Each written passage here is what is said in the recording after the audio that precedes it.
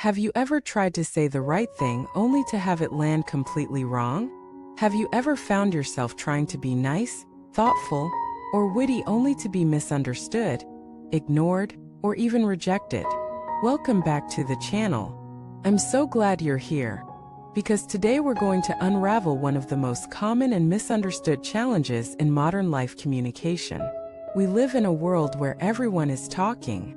Social media, meetings, messages, notifications, voices everywhere. And yet, more people feel unseen, unheard, and disconnected than ever before. Why? Because while many have learned how to talk, few have learned how to connect. That's the difference between sounding good and actually being heard. Between words that impress and words that impact. Between high-performing speech and high-empathy communication. So today we'll walk through a powerful philosophy of communication inspired by a spiritual master known not for clever phrases or linguistic tricks, but for deep presence, sincere empathy, and emotional truth. This is not about being slick. It's about being real, grounded, and wise in your words. Let us start with a hard truth. Just because you speak often doesn't mean you communicate well. Some people are great talkers, they always have something to say.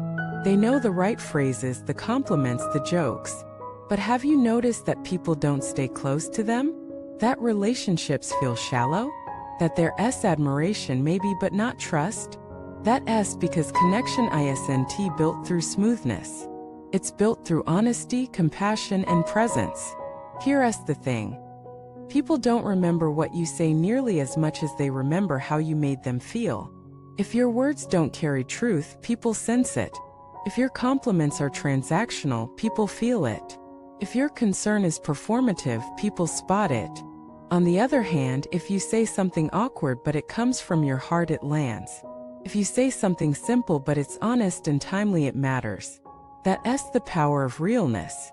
So let us explore what truly wise, emotionally intelligent communication looks like. First, it's not about always being agreeable. It's about being attuned. That means you tune in not just to the words being spoken, but to the emotion behind them. Have you ever had someone say to you, "Don't worry about it," but their eyes were screaming pain? Or have you tried to give a solution to someone when all they needed was a listening ear? Emotional intelligence begins when you stop listening for content and start listening for context, for subtext, for heart. It means asking yourself before responding, what is this person really feeling right now? What do they need most at this moment? Sometimes what people need isn't advice. It's presence. Not answers, but acknowledgement. Let me tell you a story. A friend of mine, let's call her Rachel, lost her father unexpectedly. In the days after, she received many well-meaning messages. Stay strong. He's in a better place. Let me know if you need anything. But she told me the only message that brought her comfort was this. I can't imagine what you're feeling, but I'm here. No pressure to talk. Just know I'm nearby. Simple. Honest. Present. That's what real communication looks like. It doesn't fill silence with noise. It doesn't rush to fix. It holds space. So here's a challenge. The next time someone shares something vulnerable with you, resist the urge to solve it. Instead, try saying, "That sounds really hard. I'm with you." Then pause. Let them be seen. That moment will do more than 100 clever suggestions. Second, wise communication adapts to context.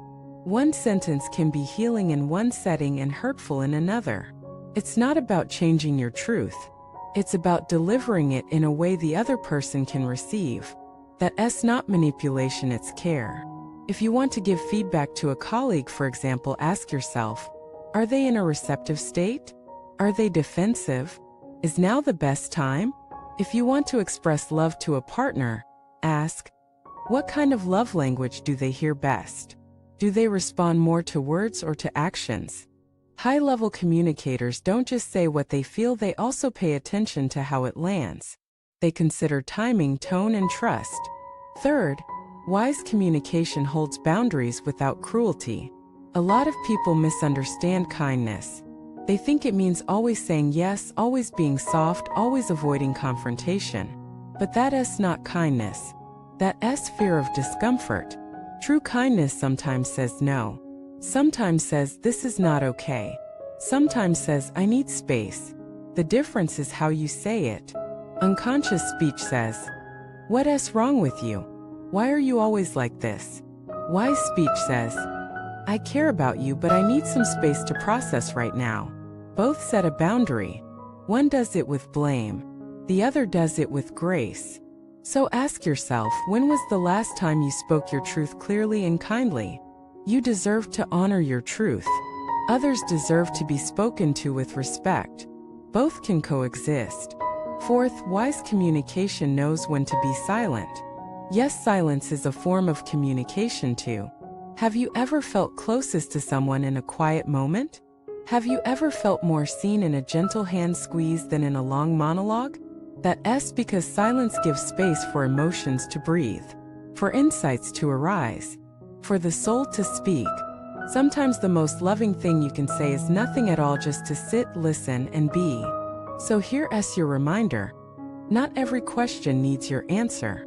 Not every misunderstanding needs your explanation. Not every comment deserves your defense. Sometimes silence is your strength. Fifth, wise communication starts with inner clarity. You can't express what you don't understand. That's why the journey to better communication begins within. Ask yourself, what am I really feeling? Why does this matter to me? What's my intention in saying this? What outcome do I hope for? When you speak from clarity, your words gain power. When you speak from confusion, your words create more of it. And lastly, wise communication ends with compassion. Every person you speak to is carrying an invisible load. You don't know what pain they've endured, what battles they're fighting, what fears keep them up at night. So let your words be soft. Let them be spacious. Let them be bridges, not walls. You can be truthful and tender, direct and loving, firm and understanding. And if you mess up, apologize sincerely. That too is part of wise speech. We all get it wrong sometimes. What matters is that we care enough to learn. So now let me ask you, when was the last time someone's words truly touched you? What made it so memorable? And how can you become that kind of presence for someone else? You don't need a degree in linguistics. You just need a heart willing to listen, to pause, to understand. And I promise if you speak from that place, your relationships will transform. Thank you so much for watching this video.